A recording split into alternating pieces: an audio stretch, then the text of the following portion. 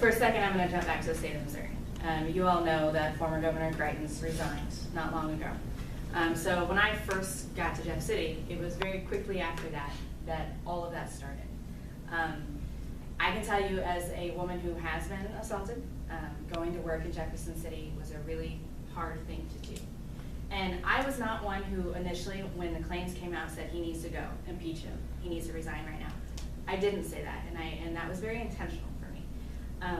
I believe in this bigger conversation of addressing assault and the things around the Me Too movement, if you want to call it that. I do think that we have to be careful when it comes to folks leaving immediately or forcing them out immediately before we have corroborated evidence. Okay, and that's not because I think that I believe women, but I think that we need to be very careful in getting everyone else to catch up to speed where some people are. It takes time to make big societal changes, and I personally want to be very careful in how I am bringing my male colleagues along with me in my thought process. Okay, so when the allegations came out with Governor Greitens, I did not immediately say this is a problem or he needs to go. I said this was a problem, but I was more concerned about, in that scenario, that this woman's story was being told without her consent, and I felt like she was being re-victimized again through the press, through what we were doing in Jeff City, because she did not want to tell her story. And that, to me, was the bigger concern up front. As the conversation continued and this woman told her story and she was investigated in Jefferson City, all of the state representatives, Republican, there were 7 Republicans to 3 Democrats, all believed her story and corroborated it with outside evidence and believed that what she said happened. At that point, I asked for his resignation, as did almost everybody. And it was a couple months later that he did end up resigning. And I say that story because when we're looking at Judge Kavanaugh, potential nominee for the Supreme Court, this goes beyond just this one guy, right? I don't think that somebody should just have to quit their job because someone accuses them of something. Of course, I don't believe that. But I also know that in America, you're innocent until proven guilty, right? But our inalienable rights are not jobs. That's not a right. You don't get to have a job just because you're an American, right? And so that is playing a role in my decision of what he should be doing. I personally think he should resign. And not that he's admitting fault. I don't know if he did this or not. I believe the women, it sounds like that he went through this with them, but when we're looking at the bigger conversation of this movement and giving women the respect that they deserve in the workplace and in life, somebody of that stature should understand the negative impact that this story is even having on our country. That said, that aside, the Supreme Court is the highest court in the land. There are no checks and balances for Supreme Court justices. When you're there, you're there, and that is like some may argue, more powerful than the presidency. That is like the highest place you can be. And that should be a place of honor. And if we have any sort of controversy around a nominee, I feel that nominee should recuse themselves. I think that if you are going to be a justice to what the institutional understanding of what that person should be and the type of human they should be, if there's this much going on, then you shouldn't be a part of it. Let's do a couple lightning round things. We have talked in our previous class on Friday, I believe it was, about gerrymandering. And there's actually an amendment being introduced on the ballot in November to address it. Amendment 1. Amendment 1. Amendment 1. I support Cleveland Center's Amendment 1. Gerrymandering is a real thing. And it's not just in Missouri. Like, there's a lot of data that proves this. And when you look at how the maps are, I can tell you where our maps gone, but so in 2010 the maps were redrawn in Missouri. Charlie Knorr, who was the Democratic state representative, was carved out of his district by 2 houses. The street that he lives on, and I can tell you where it's at, it's up there on Broadway, literally cut out 2 houses.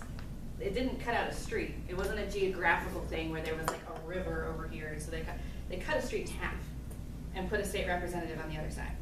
And that happened throughout the state of Missouri. I don't believe that elected people, that I should determine who my people are. My district is great for a Democrat. I have all the college kids. It's not good for me. Now, if I was like 65, maybe not, but it's really good for me. If you add in as part of South Missouri, if we went further south, like past Sunshine, this would be a much harder district for me. I shouldn't get to choose who my people are. It should be based on geographical locations, obviously, that makes sense.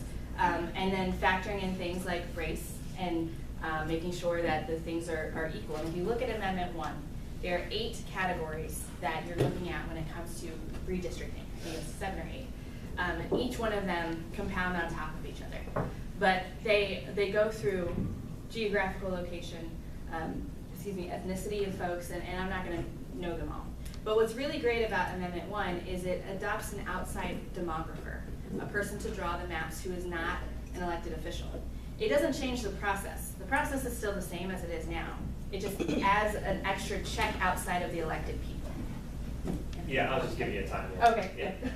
Anything else you'd like to add on? Amendment 1 also addresses lobbyist gifts, which I think is an important thing, and contribution limits. Those things also matter a lot, and so I won't dive into those things, but take a look at it because I think it's a really good thing. I'll give you 45 seconds. There are 3 different issues on the ballot this November about medical marijuana. Your thoughts?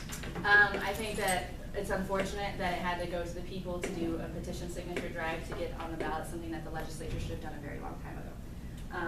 Medical marijuana is something that I do support, and a lot of folks on both sides of the aisle support, especially for veterans and people with specific disabilities. But unfortunately, the legislature has been very, very slow, and so it made people gather signatures. Now what's happening is we have 3 very different bills on there, or 3 different conversations that are very different, that it's going to be super confusing for people to try to navigate which one they support and which one they don't.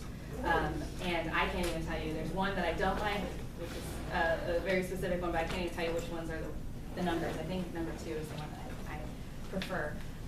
But it's unfortunate that the legislature was behind the ball on that one, and now we have a very confusing situation, and I imagine all 3 will pass, and then what will happen is we'll have to go to the courts to determine which one actually is constitutional.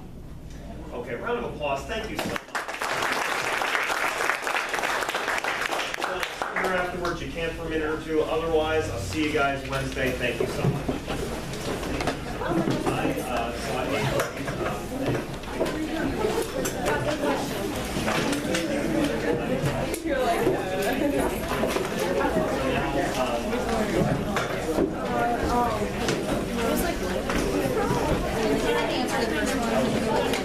I think someone she calling nobody understood what I'm not really sure. Papers right here on your way up. Thank you. As well. Yeah. Thank you. You can handle it back. I won't answer it. Thank you. Great. Yeah. Great. I'm sure